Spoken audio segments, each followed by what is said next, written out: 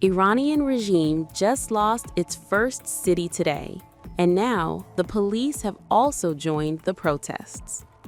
Social media footage and eyewitness accounts show police laying down their weapons. In Elam, officers were seen celebrating with crowds after abandoning arms. In Abdanan, police allegedly handed over headquarters to protesters joining demonstrations. These are early signs at what could be defection, fatigue, or even sympathy among lower-level forces. But it's important to note, these reports are unverified, and official Iranian media insists security forces are maintaining control. Meanwhile, protesters have made bold advances in smaller cities.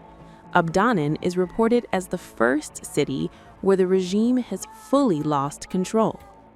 Other towns, including Fuladshar and parts of Hamadan, have seen markets close, mass chants for the return of the Shah, and regime forces retreating under pressure from large crowds.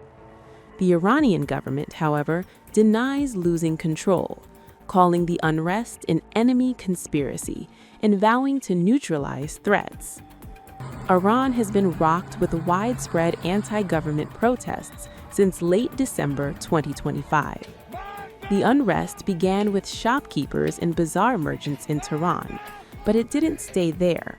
Within days, demonstrations spread to over 78 cities across 26 provinces, and what started as economic grievances, soaring inflation, a collapsing rial, rising living costs, quickly evolved into broader political demands.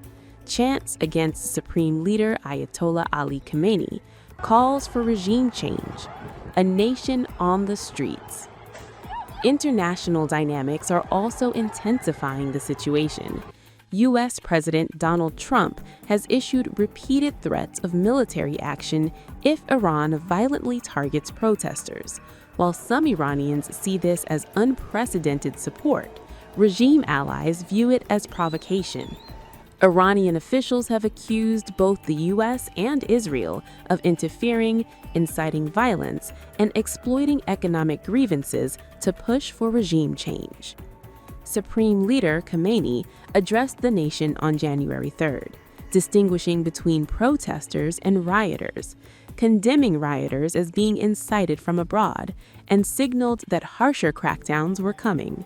Since then, reports indicate armed IRGC units and proxy forces have appeared in cities, firing on civilians under the justification of targeting armed threats. The situation in Iran remains fluid. Economic hardship, political grievances, and international pressures continue to collide. While defections and bold protests challenge the regime, the future of the unrest and its potential for escalation remains uncertain.